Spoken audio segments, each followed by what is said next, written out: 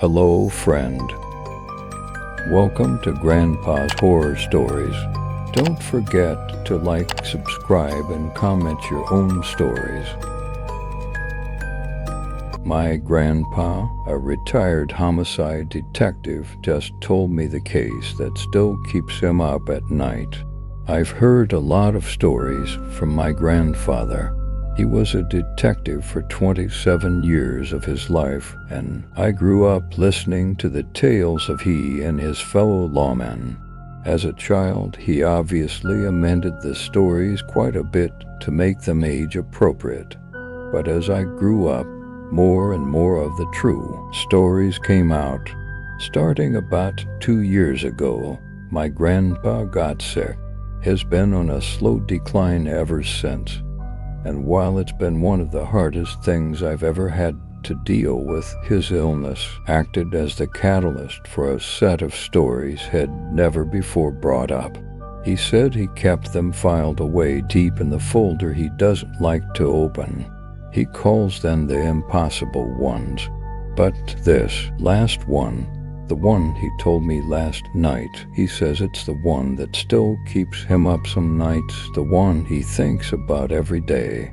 He said has looked over the case files more times than he can remember, done a full re-examination of it all more times than he can remember, and it never makes any more sense. He said he only told me now because he can feel in his bones that he doesn't have a lot of time left. I recorded him telling me the story, so what follows is my transcription of the case. I've only excluded his coughing fits and any off-topic remarks made during the telling of the case. The case was a murder, kidnapping, at least that's what it looked like, and it was me and Olson. I've told you about him. There was a family, the Nevilles. There was Benjamin, the husband, Jennifer, the wife, and Katie, their 6-year-old daughter. One of their neighbors had gone out for the paper around 6 a.m. and saw the Nevilles' front door wide open. When she went over to see if everything was okay, she saw the wife's body. The neighbor called 911, and eventually we were sent over there. Now, when I say there was no outward signs of a struggle, I mean it. There was no sign whatsoever that anything had happened, well, except for the dead body. But even her body, there were no wounds, no marks of any kind. I'm getting ahead of myself. On our way to the house, it came over the radio that the husband and daughter were unaccounted for. If you're thinking the husband did it, we did too, obviously. Problem was, both the family's cars were still in the garage, so we think they might be on foot. Some officers canvassed the neighborhood, and no one had seen them, including to neighbors that were on their porches for hours starting in the early morning. No one had heard any kind of commotion coming from their house either. I mentioned the wife's body. She didn't have a hair out of place. She was on her back in the kitchen. About a third of her upper body was under the table. We found out after the autopsy that, well, she had just died. There was no cause that they could find. She'd been a perfectly healthy woman, didn't smoke, didn't drink, ate right, exercised. It was like she'd just blinked her eyes and gone from alive to dead. Anyways, we searched the house. We went through it with a fine-tooth comb, basement to attic, found nothing. No evidence of a struggle, no weapon, nothing. So we left. We'd spent hours in that house, thought maybe we should come back in a day or two with some fresh eyes. We went over to where Benjamin worked. He was a supervisor at a lumber yard. According to his co-workers, had shown up at work that morning just before 5 a.m. When he got in, he worked on this narrow crate thing he was building in his office, Something he'd told his co-workers was a project for his house. According to the other morning supervisor, he'd only built about half of the thing. Around 6:15, he said he was running to the bathroom, and that was the last anyone saw him. They never saw him leave. While we were at the lumber yard, I realized he'd left my notes at the house. We drove back over there, and we got there while they were taking the wife's body away. As soon as we walked in, the stench hit us like a bus. It was, well, it was what a newly discovered but long dead body smells like.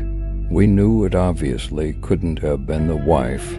We asked a few of the officers and forensics folks that were still at the house what the smell was, and they told us that it had only started a few minutes before we'd gotten back there.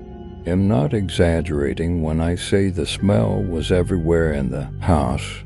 I smelled some dead ones before, but this smelled like every wall in the place was lined with corpses. Pretty quickly we found that the smell was strongest leading up to the attic. Now, I told you before, we checked the attic. I checked it myself probably 5 times, but we went back up, me and Olsen. I was up the little pull-down ladder first, and when I poked my head up, I saw something. I saw a piece of wood, like a box, a crate. It was shaped kind of like a rifle case, maybe 3 feet tall, 2 feet wide, maybe 6 inches deep, rectangular. It was standing straight up, and there was blood leaking from it. We called the photographers and all the people in there. They all do their thing. And finally they pull out all the nails and open the box. Out falls the husband. Think about that. This guy was maybe 140 pounds, and he was put in a 3 foot by 2 foot by 6 inch crate. His bones were just a mess. His insides, all his organs, they were flattened. They were just wet, squishy pieces of fabric, almost. He was stuffed in there like, I don't know what like. He was just a rectangle of blood, skin, and parts. His skin had the discoloration of a body that had been dead for about 2 weeks, which obviously didn't make sense since they'd seen him at work that morning. He was also missing his eyeballs. We were standing there trying to rationalize the whole situation when something caught everyone's ears at the same time. A little girl's voice calling out for help. What followed was a sequence of all the people in the attic and the rest of the house, and the people out on the lawn, and the few people that were standing on the other side of the yellow tape, all saying some variation of the phrase, "It sounds like it's coming from over there." Problem was, every single person swore they heard it coming from a different direction. Me, I heard it from right above me. No kidding. The first time I heard that little voice say, "Help me," I looked straight up, right up to the rafters. Of course she wasn't there. It was just my brain's response to where it perceived her voice as coming from. We had to listen to every one of these people tell us where they thought they heard her voice coming from. People swore up and down they heard it, coming from the kitchen cabinets, the bedroom closets, the refrigerator, the tank behind the toilet, for God's sake. People on the street said they heard it from underneath cars, behind trees, on the sides of the houses next to the Nevilles. Everyone heard her voice for about 1.5 to 2 minute stops, and then it just stopped about 2 weeks after that day. The wife's sister had a funeral for Jennifer. It went fine. They buried her, all that. The husband's remains were cremated not long after that and put on display in a different part of the cemetery. I don't remember exactly when it happened, but at some point over the few weeks after he was cremated, someone stole his urn. It was missing for about 6 months, and then one day we get a call, find out a groundskeeper at the cemetery had called in. The wife had been dug up and posed like she was leaning against the grave, just relaxing. She had the urn in her hands, but it was wrapped in skin. Well, they tested it, and it was the husband's skin. They'd pretty well reconstructed the man after he poured out the crate, and he hadn't been missing any skin. And remember I told you his skin was discolored? Well, this skin was perfectly preserved, and inside the urn, with his ashes, there were 3 eyeballs. Only one of them was the husband's. It's been, 22 years. I still hear that girl's voice calling out sometimes, and I don't mean my memory or mind is playing tricks on me. Ask your grandmother, she's heard her, the same 6-year-old voice. And then, I remember it was May 12th, 2007, I was going to pick up a pizza for us. I saw that girl. I saw Katie Neville. I don't mean I saw her grown up. I don't mean I saw a little girl that looked like her when she was young. I mean I saw that fucking kid. She was standing outside the Walgreens right by our old house, crying. I pulled over and got out of the car, and I started to walk up to her. I can't explain how I felt in that moment. I was nauseous. I was so afraid. Terrified. More than I've ever been. She looked right at me and said in that same voice, "Help me, please." I don't know what the hell happened, but she just disappeared. I never took my eyes off her. She was just there 1 second, gone the next. I thought I was losing my mind. I was seriously worried about my mental health. But then, about an hour after I got back home, the phone rang. It was Olson. Had talked to the son of a bitch in 5 years, and he called me that night. Said he saw Katie Neville sitting on a bus stop bench, crying.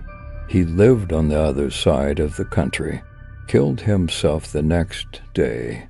My grandpa took a deep breath after that. There's never a good ending to these stories, I know. If there was, they wouldn't be the impossible ones. It'd have figured them out one way or the other. And I know I've told you some, others, but that girl's voice still wakes me up in the middle of the night. Sometimes I hear it from downstairs, sometimes from the bathroom. Sometimes it'll be laying on my side, facing away from your grandmother, and it'll sound like it's coming from her mouth. We never found a trace of that girl, nothing. I told you what they do with those cases, goddamn it. I am sorry. That's it. That's the worst one. Some of the other ones might sound worse to you, but that's the worst for me. Okay. He told me he didn't want to talk about it anymore, and said now that he told me he'd never talk about it again.